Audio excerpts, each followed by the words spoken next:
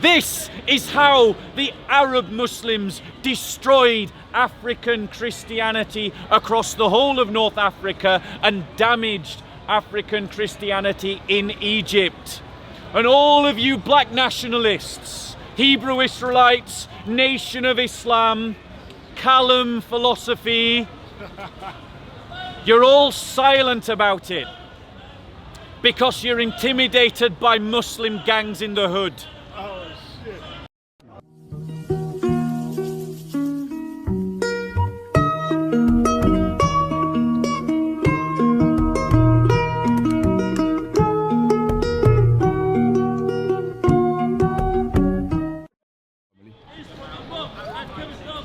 You can see Bob Sealer doing a presentation. Here we content here in the house. Hey, brother, SOCO in the house. Come on, content! Come on, Bob Sealer. You okay? Okay. Cool. What I'm saying now is, yeah, I'm not necessarily arguing whether or not it's going to be related to my next question. Yeah.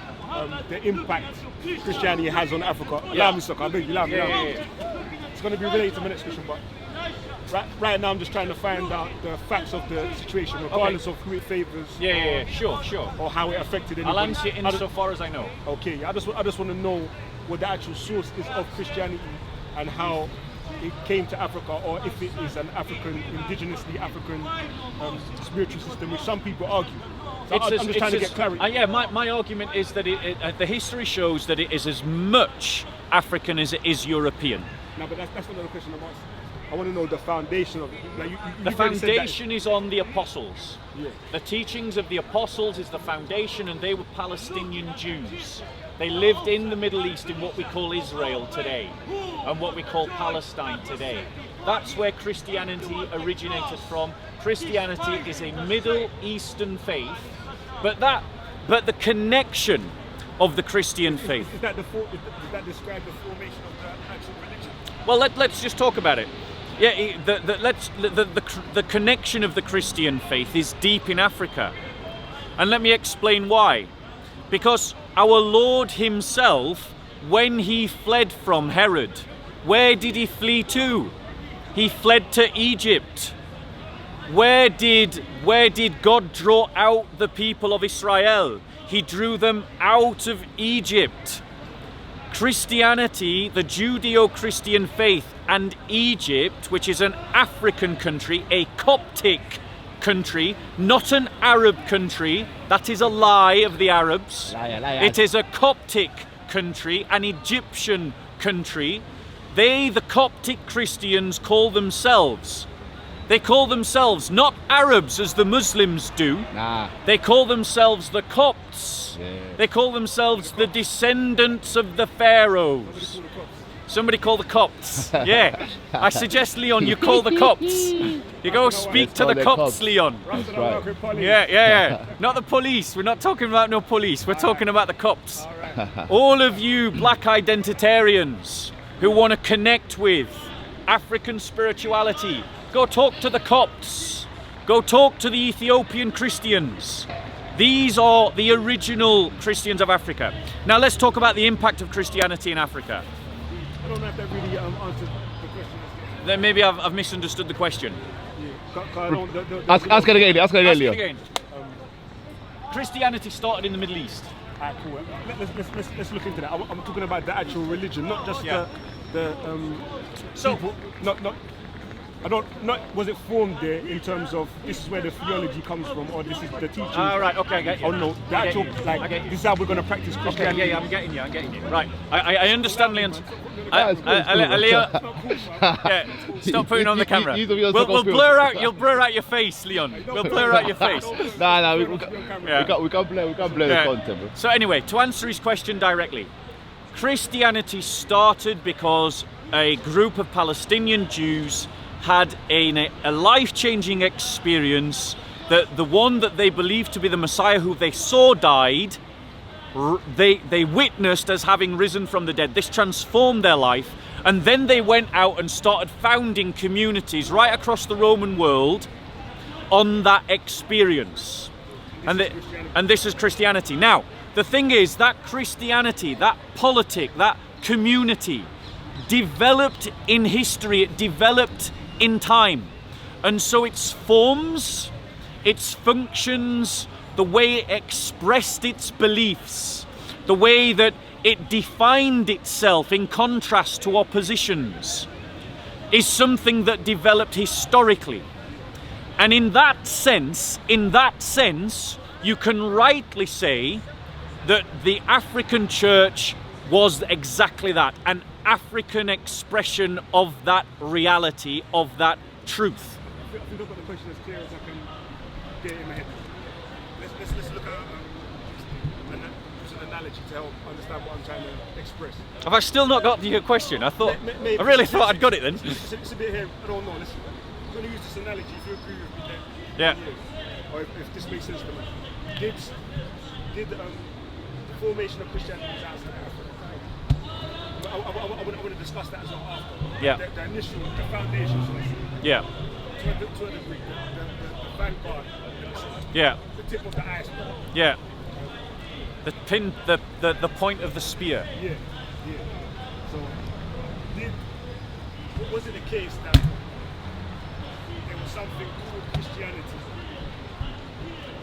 outside of Africa that got taken into Africa, that got adapted and developed and built upon at the foundation level? You could argue. Initially, was there something called Christianity outside of Africa? I think in the best way that I understand your question, I can say the answer is yes. There was an initial transformative experience to the apostles. But what you've got to understand, Leon, and I think many of I'm just asking for clarity. Yeah, I'm going to. But what you've got to understand, Leon, is that there was no Pan-Africanism back then.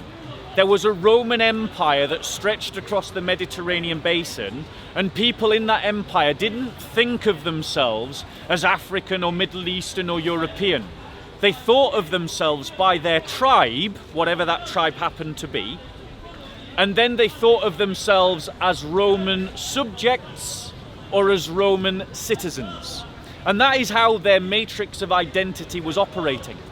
So when Christianity spread, it spread in the incubator of the Roman Empire, which was around the Mediterranean basin, including North Africa.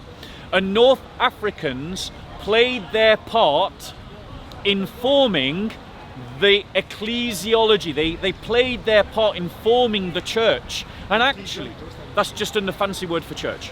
They played their part in defending orthodoxy, in defending the teaching of the apostles. I want to know if the fundamentals was...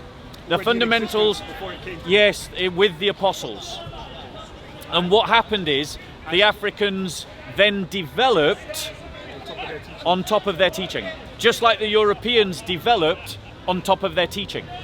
And that development had its major hiccup in the 5th century, and God willing should have come to some kind of resolution, but we don't know what the future might have held, because what then happened is that Arab Muslims invaded non-Muslim lands, imposed Islam on those areas, and slowly destroyed the African church. Except in Egypt and Ethiopia, where Ethiopians fought to defend their Christian identity against numerous Islamic jihads. And there is a new jihad starting in Ethiopia that the world needs to hear about and the world needs to stand against. There is a slave trade going off in Africa, an Islamic one, where black children are still being sold. And the world needs to hear about it and stand against it. I want to come back to something that you said. Have I answered your question in a way you feel? Let me use an analogy. No, yeah, I've got that still. I've got that. I think your answer is. I'm satisfied with your answer. Okay. But now there's an argument that I've heard the other day. Okay. Literally yesterday. Yeah. That Palestine, Israel, what's referred to as that part there, is technically Africa. I'm not saying I agree with this.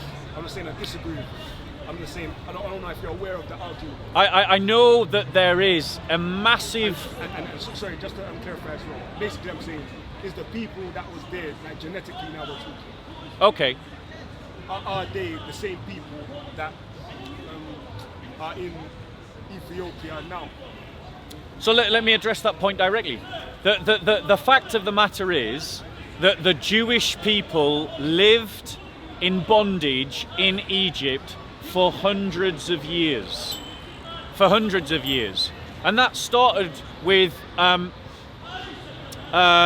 gosh, I'm going to get it wrong now, Jacob and his brothers. I know, and they were the sons of, oh my gosh, Isaac?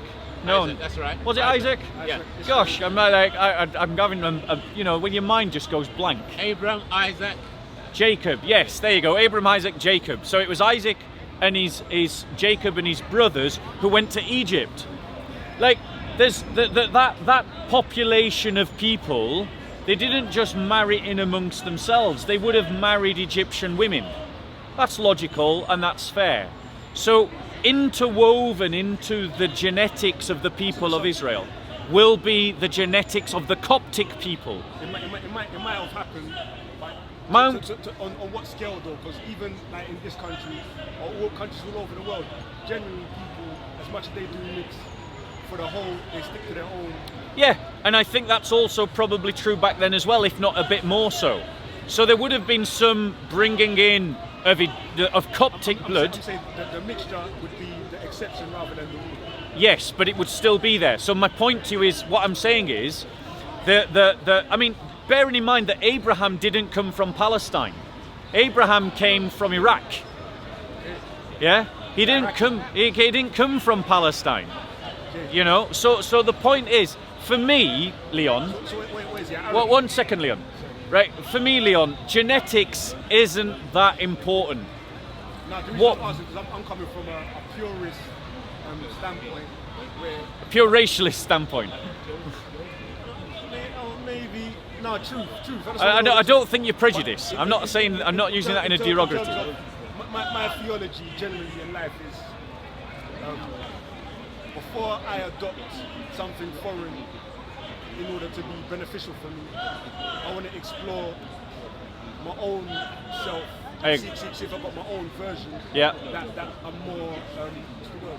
I'm more familiar with. I'm more used to. But I'm not so ignorant to the point that if I recognize something as being better than my own version, I'm not going to go with that. I want to go where the truth takes me. I've heard you say that. Thanks be to God. Have the what did you say? Have the courage. If the truth contradicts your belief. Change your beliefs. Have the courage to go follow where the truth takes you. Yeah, amen. I'm with that. I read that. But I want to understand before I make those decisions. Yeah. As much as I can about myself and my own indigenous practices before I adopt or look for. And if I'm going to do search, I'm going to start from home, basically. Yeah. And I totally support that. And the reason why I totally support that, Leon, is because I can stand here confidently as a white man and say that Christianity is as much African as it is European.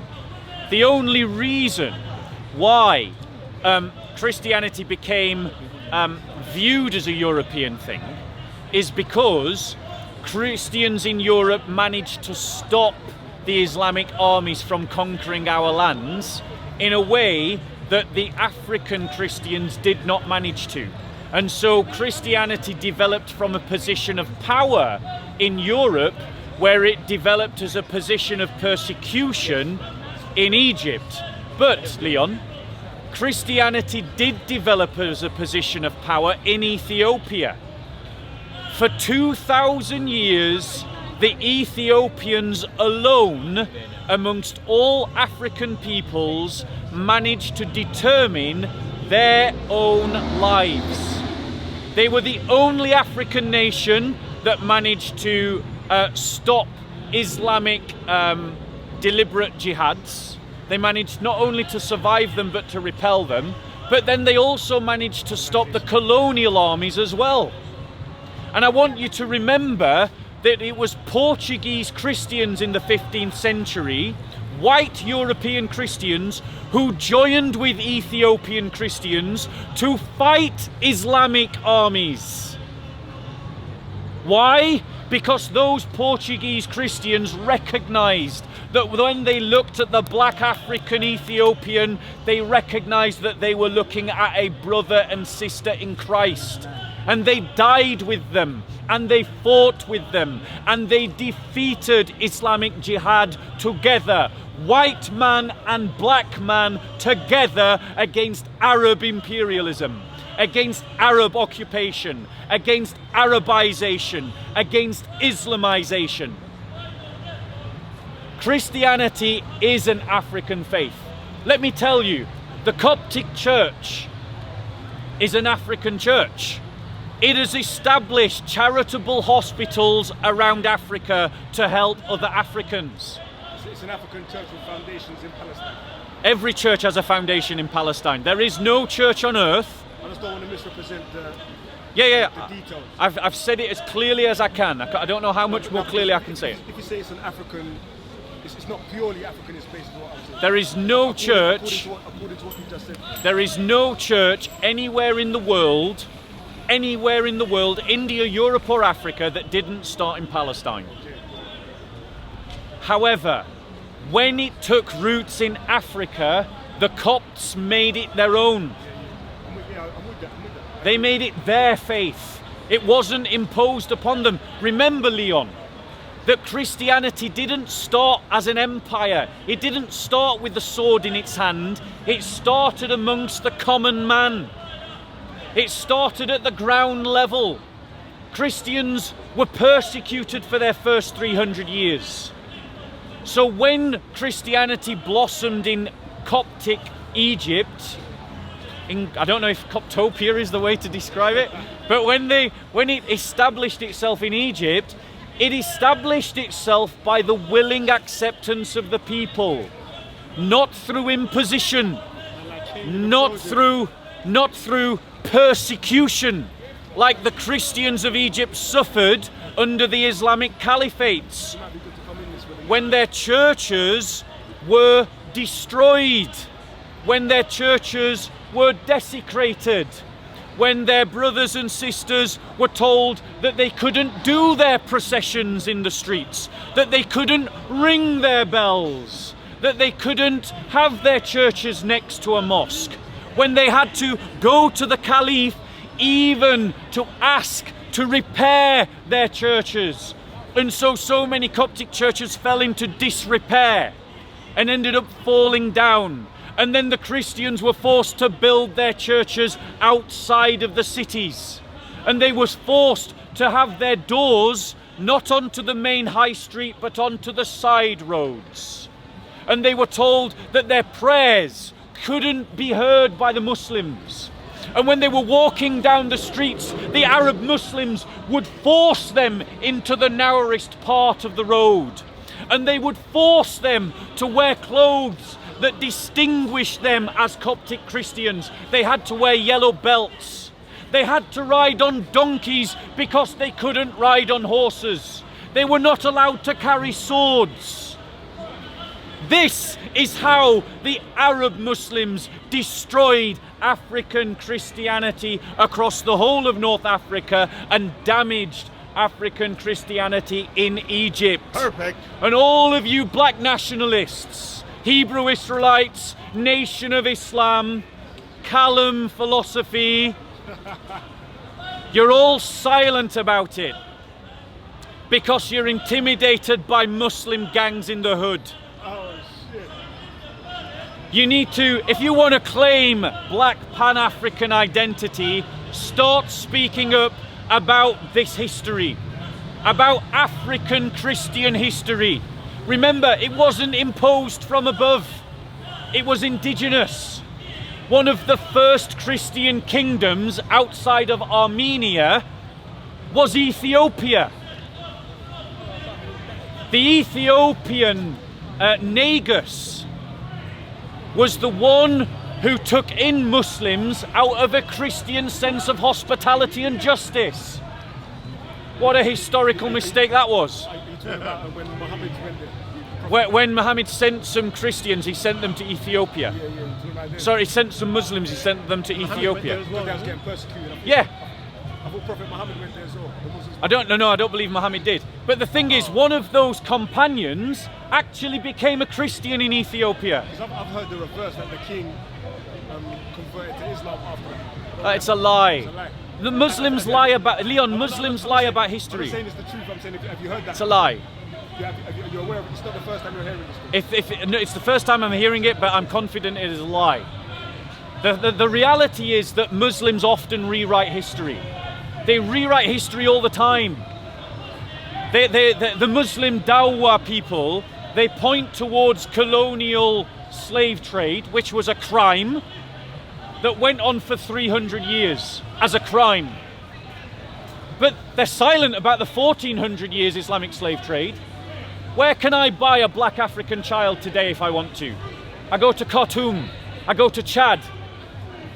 Is Khartoum a Christian city or a Muslim one? Is Chad a Christian country or a Muslim country? I go to Mauritania. Is that Christian or Muslim? Learn your history. Go and speak to the Coptic Christians about how they practice their Christian faith. Go and speak to the Ethiopian Christians about how they practice their Christian faith. I don't want you to follow a white man's Christianity. Go and follow a black man's Christianity. Go follow the truth. Go follow the truth and join into the commonwealth of the church. And that commonwealth in the 15th century saw Portuguese Christians from the Catholic Church and Ethiopian Christians from the Ethiopian Church fight against Islamic Jihad together in the 15th century. That's where real Christian spirituality for the Pan-African belongs. There. Bear in mind, it was Arab Muslims who killed 2 million. Did you hear that, Leon? 2 million African Christians in South Sudan in 18 years of jihad in which they sought to Arabize the South. That is why there is now an independent country in South Sudan, because the African Christians said, we will not be Arabized. We want to keep our Christianity, and they took up arms and they fought for 18 years against a jihad that happened in the 20th century. So in the process, they lost 2 million. 2 million Africans were killed by jihadis. And too many Pan-Africans are there still talking about crimes that happened hundreds of years ago by the white man, and you're silent about the crimes of the Arab Muslims that are happening today to African Christians. Is it Boko Haram? Is that Christian or Muslim? How many Africans are dying at the hands of Boko Haram? How many African Christians are dying at the, what's the tribe called? The tribe that travels. The Arab Muslim tribe that travels there, a nomadic tribe, I forget the name. Bedouin? Bedouin. Not Bedouin, that's an Arab tribe. I can't remember. What? Maybe, yes, that sounds familiar. Yeah, I think it's the Fulani. Forgive me if it's not the Fulani, someone will correct me in the comments. I know they're Muslims, not the Fulani. But they are killing African Christians. That's what's happening. So African Christians in Ethiopia, African Christians across Africa, unite, stand together. So you're making the claim that it's Muslims that are doing these things. See, like how when you're saying that the Christians, certain bad ones, that came in the name of Christ and was committing atrocities to Africans as well. Would you say that they are Christians that was just doing bad things, or would you say that they ain't Christians according to their practices? I am not going to do what the Dawah teams here in the corner and pretend that that Christians have never done any bad things. Like, that's Adnan's trick. It's not my trick. Christians did bad things in Africa, European Christians. But they was acting against the teachings of their religion, whereas in this case they're saying that the Muslims that are committing these atrocities. Yes, I would say that you're arguing. I don't know. I'm asking. Are you arguing that they're acting according to instruction from their religious schools. Yeah, let me address that point directly.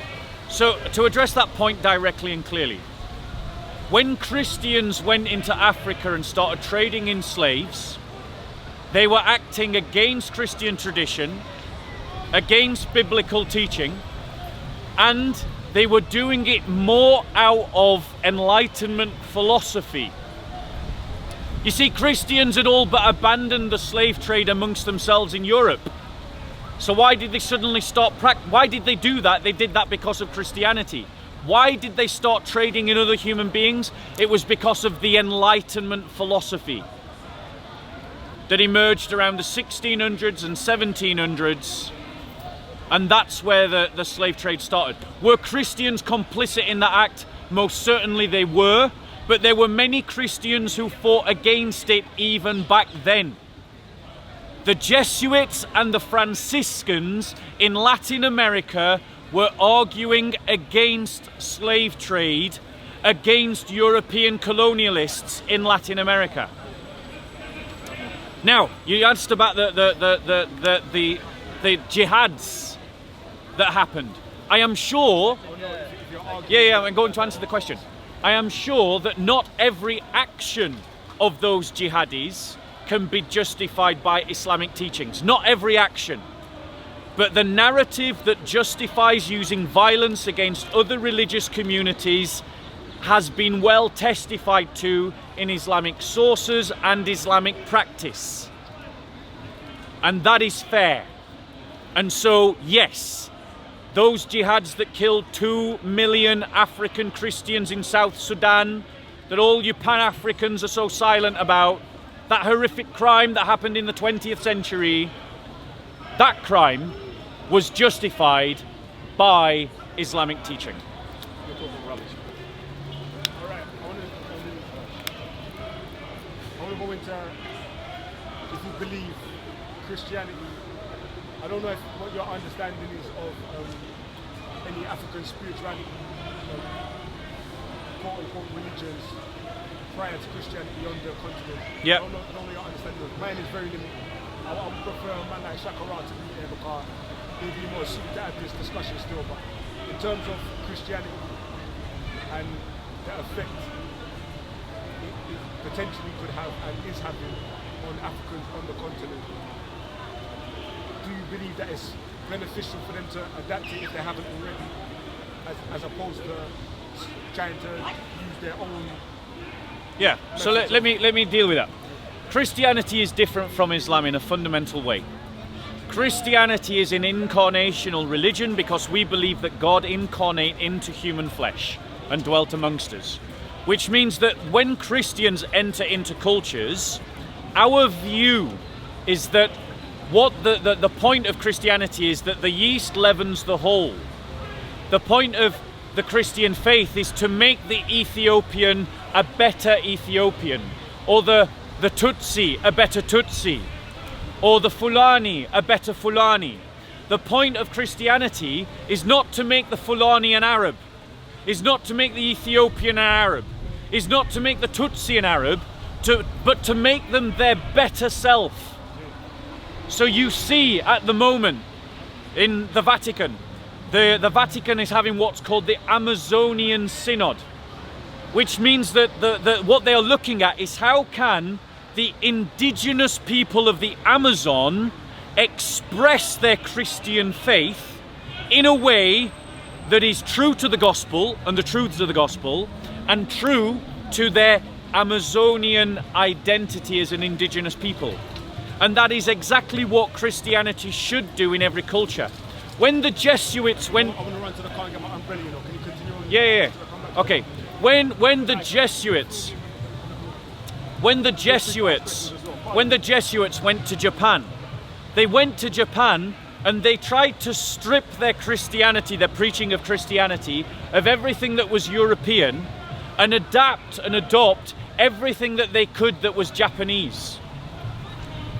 Christians in India practiced a form of Christianity that was adaptive to Indian culture, which is why the St. Thomas Christians of India have an order of religious nuns that dance, like the Hindu temple priestesses dance in their temples. You see, the point of the Christian faith isn't to impose the culture of the missionary upon the indigenous. That happens by accident. The idea of the Christian faith is that you elevate the culture that you take the gospel into by contrast. And that means that people keep their indigenous languages. The Copts kept speaking Coptic, the Ethiopians kept speaking their own language. The Japanese spoke in Japanese. They worshipped in forms that were correct to themselves. So I've been to Japan, I've experienced Christianity in Japan. In Europe, when you show homage, it is European custom to bow. And so Europeans, they kneel in homage to God. You go to Egypt, you go to Japan, they don't do that. There's no concept of this kind of kneeling. Instead, you bow, a deep bow. And so that's what they do in in Japan. So the fact is, Christianity, when it is at its best, elevates and leavens the culture it goes into. It seeks to take away that which is bad and magnify that which is good. By contrast, one more final point on that. And it does that because it doesn't have a system of laws. It has a system of values that transforms the human heart, that then can express itself in the local culture. Now, by contrast, Arab Muslims, when they go into a land, what do they say? They say that you must imitate Muhammad in what he did, and in many ways, the way that he did it. And so you see, where Islam has dominated, that people lose their indigenous culture. The Assyrians lost their indigenous culture. Assyria is in Iraq, by the way. The Assyrian Christians lost their indigenous culture and were Arabized. The Copts lost their indigenous culture and were Arabized. The Namibians of Sudan lost their indigenous culture and were Arabized. It was my pleasure many years ago to meet a refugee from North Sudan. Why was she a refugee from North Sudan? Because the Arab Islamist government had decided to build a dam, the backwash of which would wipe away historical sites of the Namibian people. And this Muslim Sudanese woman, who wasn't really practicing Islam, didn't really care about it, but was proud of her Namibian identity, organized a very gentle protest against the government, and she had to flee for her life. She had to flee for her life because Arabization and Islamization go together, and they don't respect local indigenous culture. By Christian standards, we're called to be a light that shines in the darkness, a light that shines on a hill. We're called to be yeast that leavens the whole. We're called to be the salt that keeps the goodness of the thing into which it is salty. These are the kind of imagery that is used in the Bible. And so Christians, we seek to take what is good in a culture and maintain it, and simply remove that which is wrong in a culture. Now, what happened in Egypt and Ethiopia is an example of an indigenous African church. What happened in the 1800s and 1700s was unthinking Europeans came and they brought with them their European culture as well as Christianity. And so you see the comical display in Africa of lots of churches with really steep roofs. Those are European because we have snow. You don't need those in places where you don't have lots of snow. So there were examples of places where Christians failed to do that. But look at what happened when Christians went to the land of the Pushtun and the land of the Punjabi. Muslims had dominated that land for centuries and never given them an alphabet to speak their own language. It was Christian missionaries who codified the alphabet. I think it was Punjabi, but I know there's many languages in that region. It was Christian missionaries who codified that alphabet. Christian missionaries codified the language of the Slavic people. The alphabet that is used in Eastern Europe was developed by Christian monks. Why? Because we take and develop the local culture. That is Christianity at its best. That is the church at its best. Can I ask a question? Yeah, of course. You said that there is no law within Christianity. Yeah. So the law that was presented unto Moses, do you think that we shouldn't conform to those commandments? So it's a good question and it's a fair one. Thank you very much.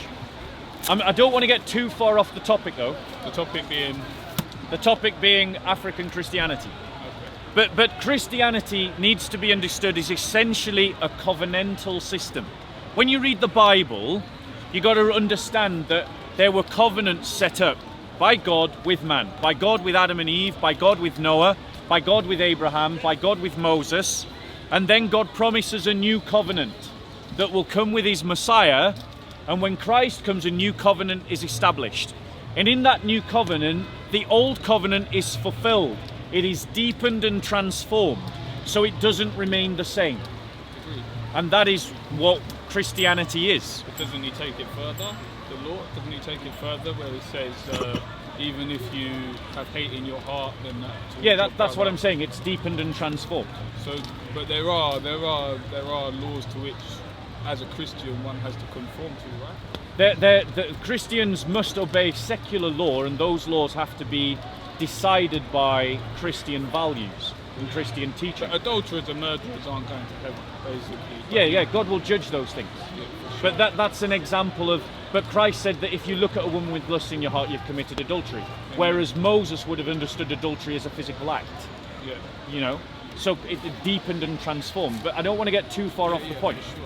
So, Leon, is there any kind of further question you want to ask? Because I have talked at length about this topic. Well, yeah, go on, bro. You said Christianity elevates culture. So you're suggesting the cultures are less than. I'm saying that all man has sinned and fallen short of the glory of God, and then for all cultures fall short of the glory of God because all cultures are man-made, and that Christianity should elevate that which is good within every culture. We would all agree infanticide is an evil thing. Would we all agree that? Well, right now, Not if you're a lion. in the Amazon, Lions do it. in the Amazon, they bury children alive if they are handicapped.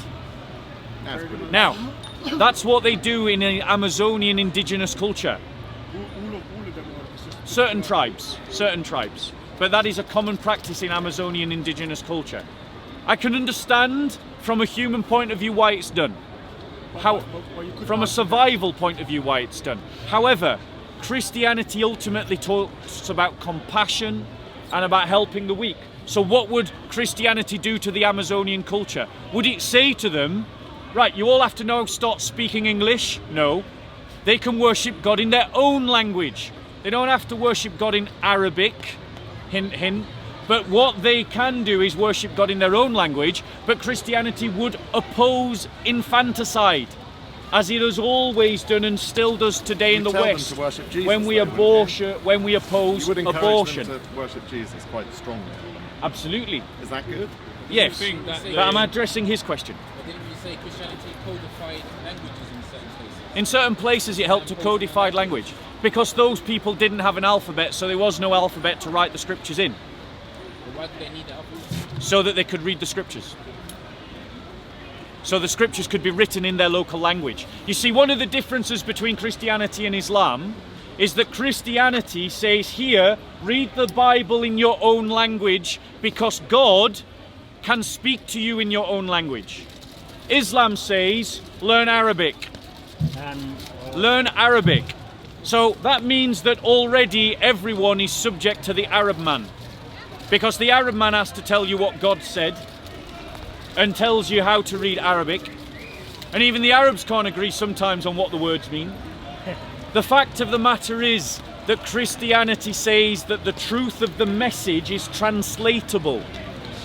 Yes, there can be accuracies and inaccuracies of translation, but an Ethiopian can read in Ethiopian, a Copt can read in Coptic, an Arab can read in Arabic, an Englishman can read in English, and you can worship God in that language. And you don't... Go on. Why is there such an emphasis? I've noticed that anytime you're talking about in opposition to something, you mention Islam, do you believe that to be as opposed to like Judaism or any other system, Voodoo or anything? I mean, I'll address that point very clearly. The Muslim Dawah team, in nearly every conversation that you watch or hear, will always throw in something about Christianity in every talk, regardless of who they're talking to. So if they can do it in the park, I can do it in the park. And if they don't like it, tough, stop doing it. So it's purely because Muslims do it to Muslims. If they can do it in the park, I can do it in the park. I'm not saying you shouldn't do it or you can't do it. I just want to know Because in the park, the biggest competitor to the Christian faith is Islam. Shouldn't we be a better example as followers of Christ? No, I think that's wimps talk. Yeah, I do. I think the way that you win is by winning and handing over the best weapons to your enemy ensures that you're defeated. Do you think Hebrew made it to the African plains before Christ? What do you mean Hebrew, sorry? Hebrew, like, do you think the language? Yeah, the teaching, the text. Because it was in the Americas, I remember hearing that there was a stone found in someone's grave. I can't remember how many thousands of years ago, but it had the commandments on it written in Hebrew. Yeah. In the Americas. Well, this is something that I wanted to get onto with Leon, is that the connection of Christianity and Judaism to Egypt is a strong one. To the Americas. No, to Egypt. I was saying the Americans. Did you say the Americans? The fella that was found in no, his grave the with the language. Ten Commandments on a stone, written in Hebrew, was in the Americas. I don't know what you're referring to, so I don't know the veracity of what you're referring to. But in the Americas, I do not believe that the Hebrew scriptural language arrived, say, before Spanish. I think actually Spanish and Portuguese of non-American languages will have arrived there first, or maybe Norwegian, because the Norwegians obviously got to Greenland. So, do you think there was a teaching that predates Christ that had elements of the Christ spirit within it that people were following, as comparably to the Native Americans and how they practiced maybe the Essenes in Iraq, in the Middle East? Do you think they were following a Christ-like spirit? Because we know that Job was a form of Christ, and we know that I don't know if Moses was comparable, but we know that spirit was dwelling within communities. And do you think that spirit was being practiced within the Americas, so to speak, within Africa? The Holy Spirit, the Holy Spirit works outside of the church. And so, for instance, the church fathers often point to people like Plato as being someone who God used to prepare Greco-Roman culture for the truths of the Christian faith. And so I'm quite happy to believe that the Holy Spirit would have been working in many cultures long before the missionaries get there. And then missionaries came with gold embossed books.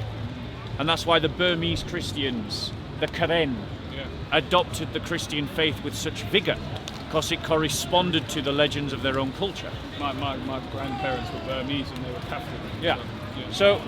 And the Karen Christians are being persecuted by Buddhist nationalists right now. They're fighting for an independent Karen state, and Christians around the world need to support them in their struggle. Do you think they should be tarred with a brush of Buddhism, these people, or is it just the Karen Christians? No, they're Christian. Why would I tar them with a Buddhist? You said that the Buddhist nationalists the are Buddhist persecuting them. Are you affirmed in that they are Buddhist? But they're not practicing Buddhism. Yes, they are. Because I mean, that's not it within the teaching. Go and speak to the Dalai Lama, because he oversaw persecution of Buddhist minorities in Tibet. The reality is this mythos. That's wickedness in high places. The mythos that the Buddhists are just some peaceful religion is totally false. Buddhist monks are persecuting Christians in Sri Lanka. They go into churches and they disrupt Christian services. Isn't that against the Dharma? No. And the teaching of No. Buddha? So Buddha condones the persecution of other faiths. In terms of Buddhist practice, Buddhists have fought for their religion. Well, yeah, I mean, I You know got that to within the concept they've within. defended themselves. But we're getting again. You're taking us off the topic of African Africa, spirituality, because the point that I wanted to raise is that the connections between Egypt and the Judeo-Christian faith are deep and long. Yeah, for sure. The Jewish people came out of Egypt. Mount Sinai is found in Egypt. A holy see of the Commonwealth of the Church is found in Egypt. Yeah, the oldest We have church. patriarchs in Egypt Not in and in Egypt, Ethiopia. Ethiopia. We have many Christian theologians were from Africa, in Alexandria and Carthage. Many of the people that went to defend orthodoxy at the Council of Nicaea were Africans. Christian monasteries are found in Egypt. Monasticism started in Egypt. This is a European practice that we adopted from African spirituality. So we adopted an African spirituality in Europe. And I can say that proudly. Why? Because I believe in the Commonwealth of the Church. I believe in the heritage that all Christians share together, regardless of what their ethnicity is. Because Christians become one nation, one people, set apart unto the Lord when you become a Christian. And it's time that Christians rediscovered that in the way that we practice our faith. Any other questions before I stop? I think I'm done, you know. The one about no, allow me. Take him off the camera.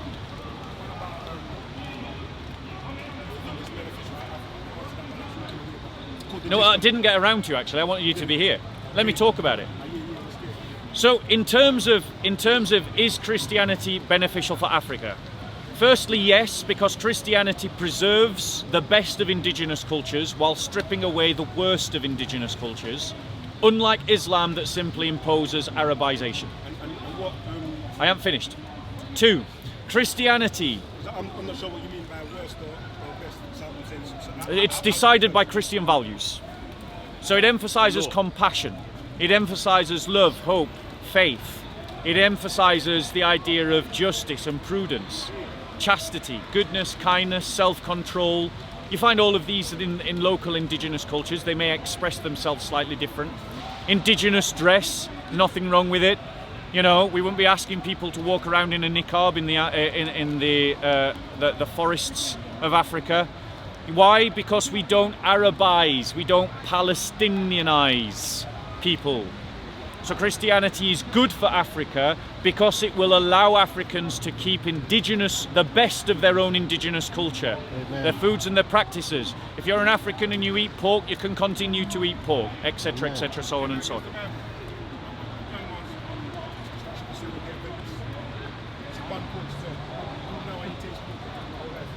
What, sorry? Yeah, that's a discipline of the Seventh-day Adventist Church, and they're allowed to have the disciplines within their own fellowship. They have that authority. Let me continue on why Christianity is good for Africa.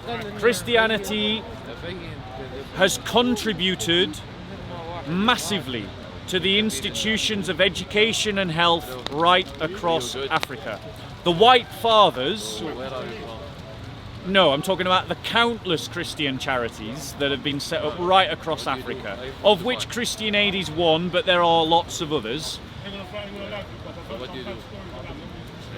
Yeah, I'm sure you have, but have you gone and looked into the good that they have done? I've met plenty of Africans, Leon. Leon, I've met plenty of Africans who have welcomed the contribution of Christian charities to Africa and what it has done. The number of children that have been educated by Christian institutions in Africa are legion.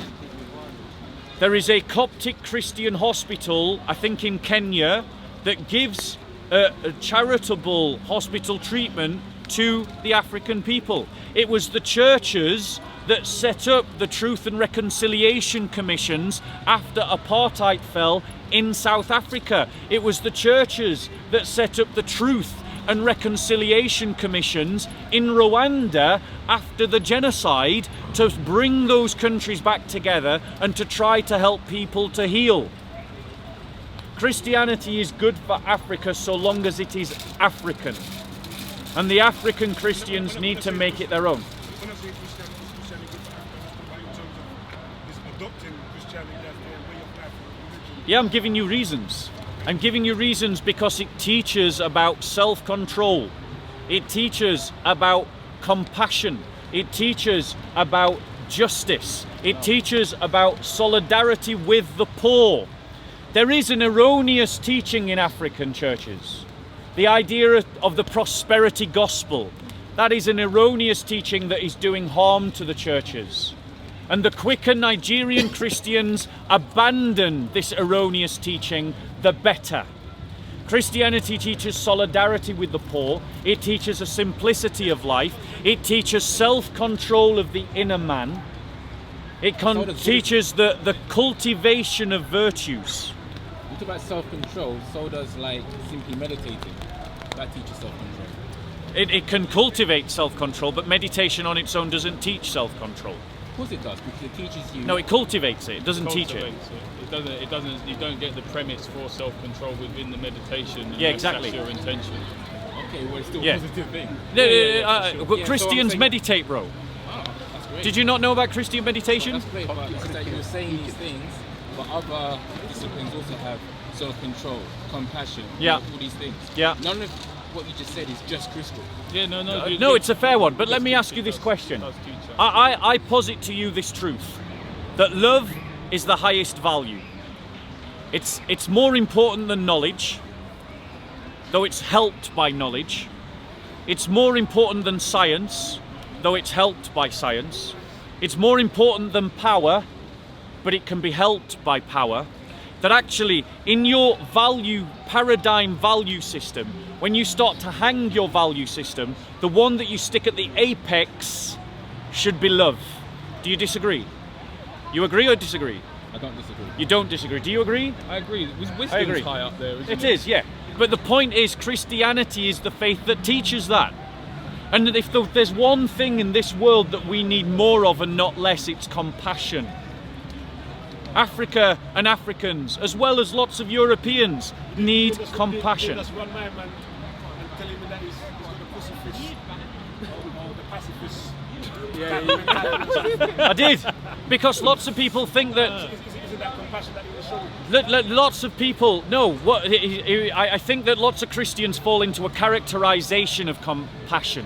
They think that compassion. Explain to us what you mean I'm when trying to, Leon, but you always interrupt. You always interrupt. So compassion, right? Lots of Christians, particularly in Western Europe, fall into a characterization of what compassion is. They think it is a gooey sentiment, and it isn't. Compassion is about standing up for what is right against what is wrong, and it is standing up for justice against injustice. That's the definition. I missed it, you know. And you're just going to have to watch the video. DNTSB coming into You're just going to have to watch the video, Leon. Compassion is about having that disposition in your temperament, that when you see someone who is weaker than you, you use your strength to aid them. That's what compassion is. And against, if you're going to bully anyone, bully the bully. That's what it is. And this is what the Christians did in the medieval period. Do you know the Christian knight? That knight of romantic Hollywood imagination, the one that went around the Sir Lancelot? That is a construct of Christian conscience. They took the brutish barbarian who wielded the sword, and they turned him by the will of the mind into a defender of truth and the weak through a code of chivalry.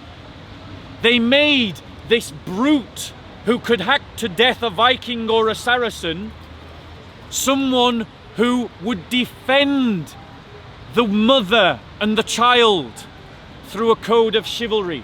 And what we have lost in Europe and what we have lost in the church is this concept of the Christian knight.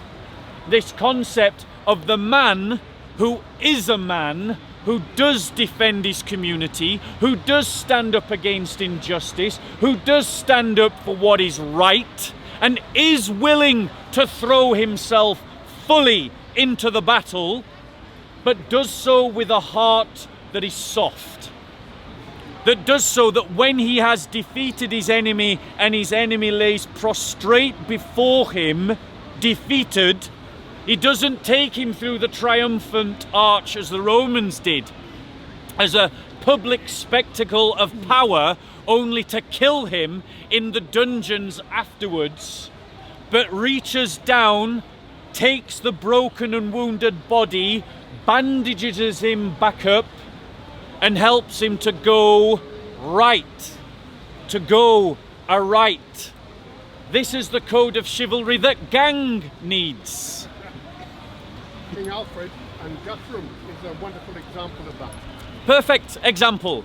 Long before the code of chivalry, King Alfred, the only king of England that ever received the title Great, was a man who cultivated learning in his kingdom in an age of darkness. It was the Dark Ages after all. He was someone who sought to cultivate education.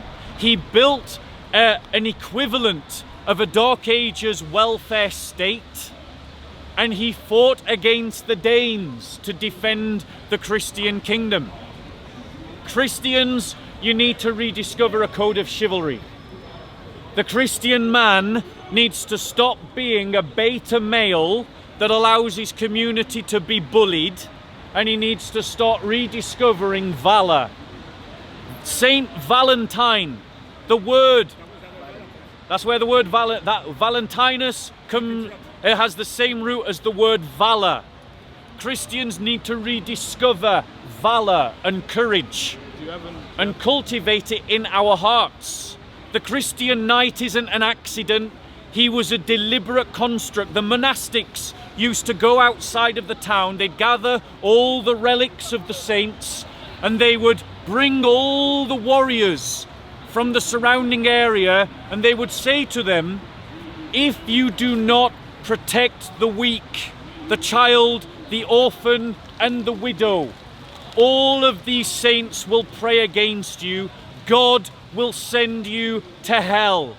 And these knights then started to learn a code of chivalry that included the defense of the weak.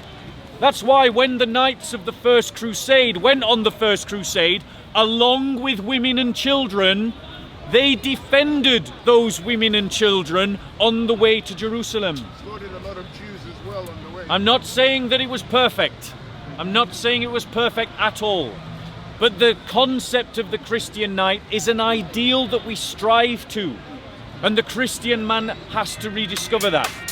Now, I don't even know if I've answered your question or got off the topic, to be honest, Leon. Didn't hear from you. Yeah.